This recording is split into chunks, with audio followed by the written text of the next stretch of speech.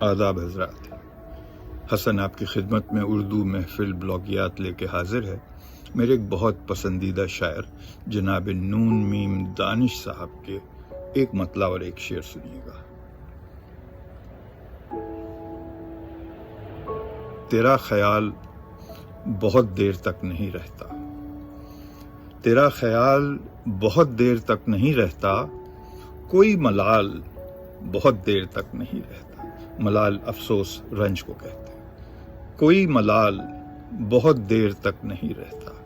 اور شعر سنیں کہ میں ریزہ ریزہ تو ہوتا ہوں ہر شکست کے بعد، ہار کے بعد۔